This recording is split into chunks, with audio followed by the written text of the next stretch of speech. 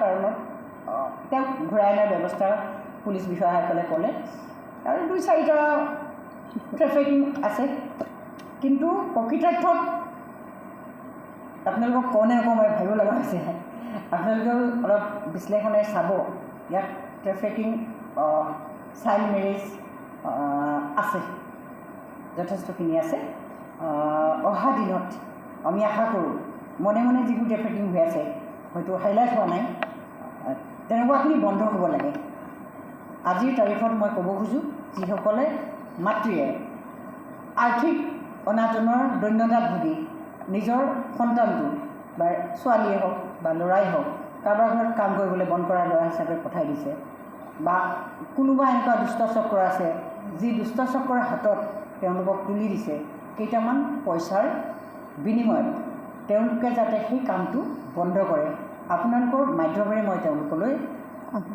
আহ্বান জনাইছোঁ যাতে মাতৃসকল সচেতন হওক আপুনি ঘৰুৱা শিক্ষা আপোনাৰ ল'ৰাটোক দিয়ক অকল পুথিগত শিক্ষাই এখন সমাজত সকলোকে আগুৱাই লৈ যাব নোৱাৰে যিদিনলৈকে ঘৰুৱা শিক্ষা ঘৰুৱা ব্যৱহাৰ সমাজত কৰিবলগীয়া ব্যৱহাৰ মানুহক কৰিবলগীয়া ভাল ব্যৱহাৰ নিশিকিব সেইদিনলৈকে কিন্তু এখন সমাজ আমি খুব সুন্দৰ বুলি এটা পৰিয়াল আমি খুব ভালকৈ চলিছে বুলি ক'ব নোৱাৰোঁ গতিকে মাতৃসকলক মোৰ পুনৰ অনুৰোধ তেওঁলোকে এইটো নকৰি যাতে ব্যৱহাৰিক দিশত জ্ঞান দি তেওঁলোকক যাতে এখন দেশখনৰ এজন সুন্দৰ নাগৰিক হিচাপে গঢ় দিয়াত তেওঁলোকৰ যি কৰ্তব্য আৰু দায়িত্ব আছে গুৰুত্ব সহকাৰে পালন কৰে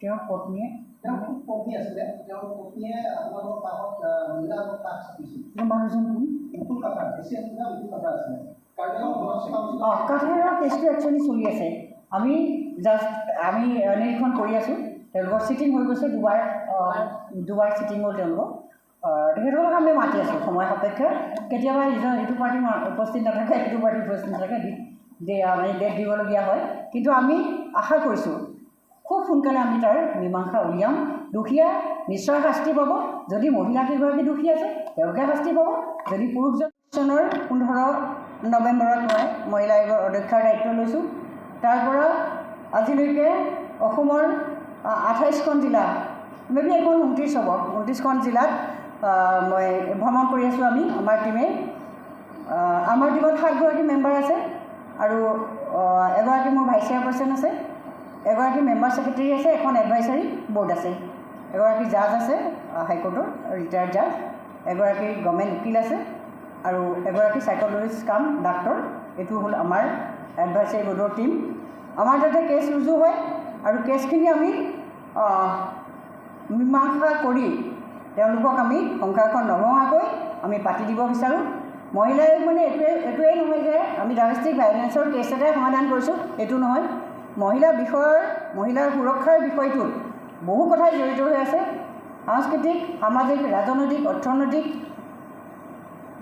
ৰাজনীতিলৈকে গোটেই কথাবিলাকেই মহিলাৰ সুৰক্ষাৰ বিষয়ত আমি বান্ধি লৈছোঁ এটা ডিমাণ্ড কৰি লৈছোঁ যে আমি সিমানখিনিলৈকে মহিলা আয়োগে চিন্তা কৰিম এগৰাকী মহিলাই পাব লগা আঁচনিখনৰ ওপৰতো আমি দৃষ্টি নিক্ষেপ কৰিম যাতে নিদি মহিলাখিনি আমাৰ সমস্যাত পাৰ হৈ নাযায় একো কাৰণতে তেওঁলোকে যাতে থাকি নাযায় ডিপ্ৰেছ যাতে তেওঁলোকে নহয় আৰু মহিলা আয়োগৰ উদ্দেশ্য যিটো আৰু মহিলা আয়োগৰ টেনিয়ৰ যিটো মোৰ মাত্ৰ 3 years চৰকাৰে যদি মোৰ কাম ভাল পায় আমাৰ কাম ভাল পায় আৰু 2 বছৰ দিলে মাত্ৰ 5 বছৰ পাম এই 5 বছৰত আমি সকলোকে লগত লৈ মহিলাৰ সমস্যাসমূহ সমাধান কৰাৰ কাৰণে আমি চেষ্টা চলাই আছোঁ বহু ক্ষেত্ৰত আমি কিন্তু এতিয়ালৈকে সফল হৈছোঁ আমাৰ পৰা হেৰাই যোৱা বহুতো মহিলা বাহিৰলৈ ওলাই যোৱা মহিলা আমি আনিবলৈ ঘূৰাই পুলিচ বিষয়াসকলৰ মাধ্যমেৰে আমি সক্ষম হৈছোঁ এইখিনিতে মই আপোনালোকক জনাবলৈ পাই ভাল পাম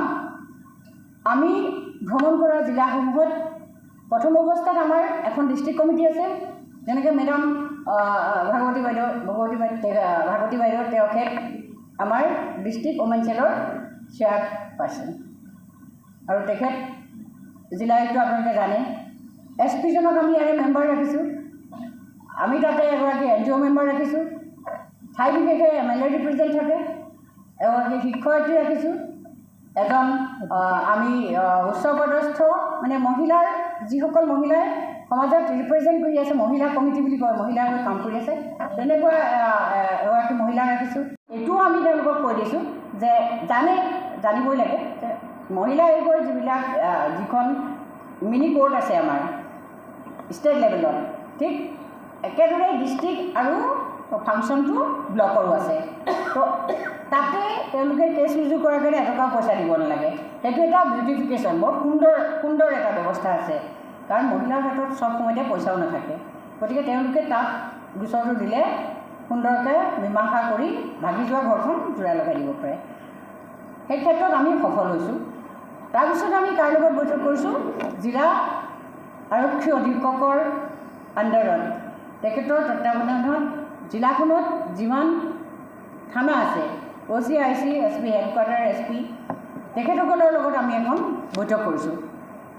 মেবি এইখন ডিষ্ট্ৰিক্ট আজিৰ তাৰিখত 28 নম্বৰ বা 29 নম্বৰ হ'ব একজেক্টলি। তো তেখেতসকলৰ লগত আমি কথা পাতি তেখেতসকলৰ মাধ্যমেৰে আপোনালোক সকলোৱে জানে পুলিচক মানুহে বহুত দূৰত থ'ব বিচাৰে, কিন্তু মহিলা আয়োগে আমি প্ৰচেষ্টা লৈছোঁ আৰম্ভণিৰ পৰাই।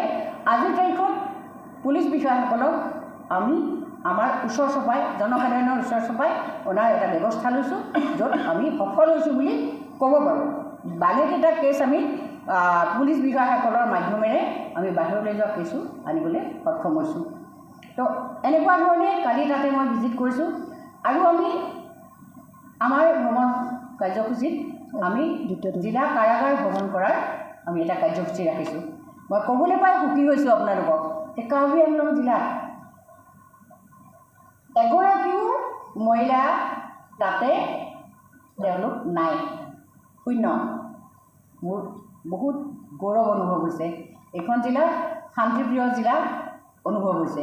ইয়াতে ক্ৰাইম কৰা মানুহৰ সংখ্যা নাই, ইয়াতে আছে পুৰুষ ল'ৰা ড্ৰাগছ এডিক্টেড, বাল্য বিবাহ, হেনটেনৰ কিবা কিবি মেবি আছে, কিন্তু মই মহিলা ছেকশ্যনটো বিশেষভাৱে চাওঁ। তাত তেওঁলোকৰ থকাৰ ব্যৱস্থাটো, তেওঁলোকৰ গা চা ধোৱাৰ বাথৰুমৰ ব্যৱস্থাটো, তেওঁলোকক শুবলৈ দিয়া পৰিৱেশটো, তেওঁলোকে সময়মতে নেপকিন পাই নাপায় নেদি মহিলাখিনিয়ে, গোটেইখিনি আমি নিৰীক্ষণ কৰোঁ। তো ইয়াতে মই ক'বলৈ পাই সঁচাই ভাল মোৰ লাগিছে যে মহিলা কোনো তাতে বিচাৰাধীন কৰি দি আজিৰ তাৰিখত নাই। তাৰপিছতে আমি লগ কৰোঁ কোনখিনি মহিলা, যিখিনি মহিলাই ৰাজনীতিত নেতৃত্ব দি আছে, ৰাজনীতি কৰি আছে, তেওঁলোক সমাজৰ এটা বিশেষ অংশ, সমাজখন উন্নয়নত তেওঁলোকৰ বিশেষ দায়িত্ব আছে বুলি মই ভাবোঁ। তো সেইকাৰণে মই তেখেতসকলৰ লগতো বৈঠক কৰিছোঁ।